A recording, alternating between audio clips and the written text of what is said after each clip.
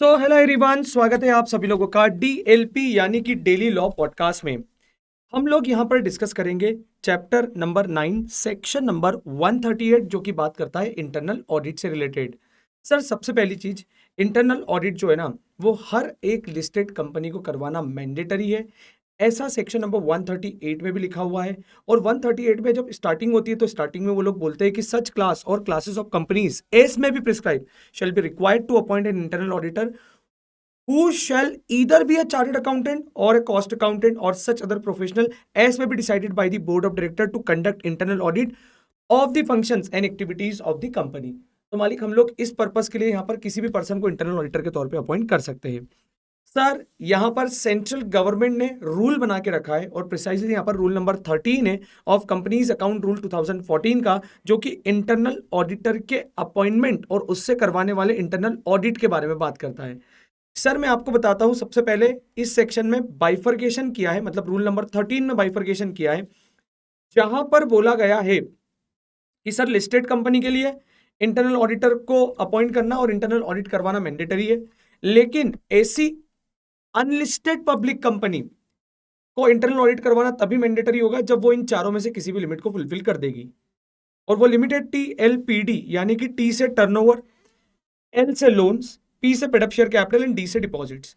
जहां पर हम लोग बोलेंगे 100 करोड़ रुपीस, सबसे पहले स्टार्टिंग होती है 200 करोड़ और मोर, फिर उसके बाद आता है आपका लोन 100 करोड़ और मोर, फिर आती है paid up share capital 50 crore rupees और मोर, एंड देन उसके बाद में आपका आता है आउटस्टैंडिंग लोन्स 25 करोड़ रुपीस और मोर। अब यहां पर हमको थोड़ा प्रिसाइजली देखना पड़ेगा। यदि हम लोग पेड अप शेयर कैपिटल और टर्नओवर की बात करें तो ये टर्नओवर जो 200 करोड़ और मोर है और पेड अप शेयर कैपिटल जो 50 करोड़ और मोर है, यहां पर बोला गया है during the preceding financial year. ठीक है, मतलब हमको ये प्रीसीडिंग फाइनेंशियल ईयर में देखना है।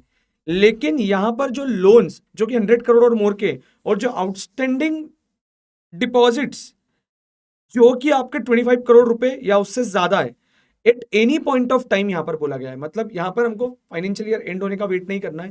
ड्यूरिंग द ईयर कभी भी किसी भी पॉइंट ऑफ टाइम पर यदि ये लिमिट फुलफिल हो जाती है तो हम लोगों को यहां पर इंटरनल ऑडिटर का अपॉइंटमेंट ट्रिगर हो गया, यानी कि उसको अपॉइंट करना पड़ेगा। फिर उसके बाद बात आती है कि मालिक क्या यहाँ पर प्राइवेट कंपनी को भी इंटरनल ऑडिटर अपॉइंट करना है। तो बोला गया है मालिक प्राइवेट कंपनी को इंटरनल ऑडिटर तभी अपॉइंट करना है जब T और L दोनों में से कोई भी एक पर्टिकुलर लिमिट यदि वो फुलफिल करते हैं तो उस केस में वहां पर इंटरनल ऑडिटर को अपॉइंट करना पड़ेगा। ठीक है, तो अब ये चीज ध्यान रखना है, लिस्टेड को भी करना है, अनलिस्टेड पब्लिक कंपनी को तब करना है जब वो पर्टिकुलर कंडीशन को फुलफिल करेगी।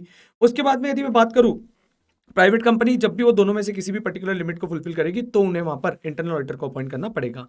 ठीक है, फिर उसके बाद बात आती है सर कि यदि कोई एग्जिस्टिंग कंपनीज एक्ट 2013 के अंदर सेक्शन नंबर 138 आने के पहले से एग्जिस्ट करती है, तो अभी तक पुराने एक्ट में ऐसे कोई इंटरनल ऑडिटर से रिलेटेड मैंडेटरी प्रोविजन नहीं था।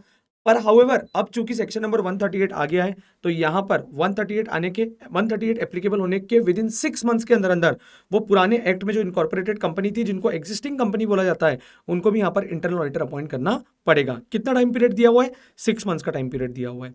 ठीक है, फिर उसके बाद एक IFSC पब्लिक कंपनी के लिए बोला हुआ है कि IFSC पब्लिक कंपनी को एंड IFSC प्राइवेट कंपनी को, दोनों को, चाहे वो पब्लिक हो या प्राइवेट हो, उनको इंटरनल ऑडिटर तभी अपॉइंट करना है जब उनके आर्टिकल ऑफ एसोसिएशन में ऐसा कोई प्रोविजन जो है वो प्रपोज्ड है। जब तक आर्टिकल ऑफ एसोसिएशन में लिखा हुआ नहीं है तब तक उनको इंटरनल ऑडिटर अपॉइंट करने की जरूरत भी नहीं है। ठीक है, तो it is all about your section number 138।